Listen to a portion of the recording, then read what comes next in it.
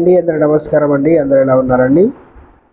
ఆంధ్రప్రదేశ్ రాష్ట్ర వ్యాప్తంగా ఉన్నటువంటి ప్రభుత్వ ఉద్యోగులకు, పెన్షన్దారులకు అందరికీ కూడా కరువు భత్యాన్ని పైన ఒక ముఖ్యమైన ప్రకటన అయితే రావడం జరిగింది అనమాట.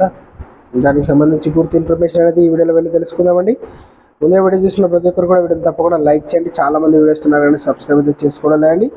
దయచేసి సబ్స్క్రైబ్ చేసుకోండి, సపోర్ట్ చేయండి. తోటి మిత్రులందరూ కూడా వీడియోని షేర్ చేయండి.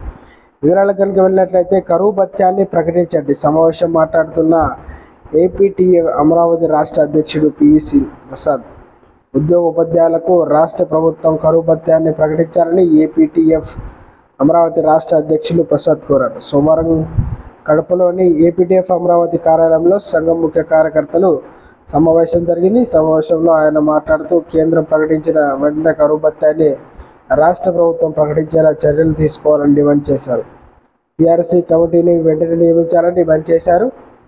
ఏపీటీఎఫ్ అమరావతి కడప అన్నమయ్య జిల్లాలో ఒక ఉద్యమం మాట్లాడుతూ వయస్సు పైబడిన వారికి, చిన్నపిల్లలకు, తల్లులకు, వికలాంగులకు, అనారోగ్యులకు 10వ తరగతి స్పాట్ నుంచి మినహాయింపులు ఇవ్వాలని విన్నవించారు. ఏపీటీఎఫ్ అమరావతి మహిళా కార్యదర్శి పద్మజ మాట్లాడుతూ బదిలీ షెడ్యూల్ విడుదల చేయాలని కోరడం జరిగిందనమాట. ఈ కార్యక్రమంలో అమరావతి నాయకులు రాజగోపాల్, చంద్రశేఖర్ రెడ్డి పలువురు పాల్గొనడం జరిగిందనమాట.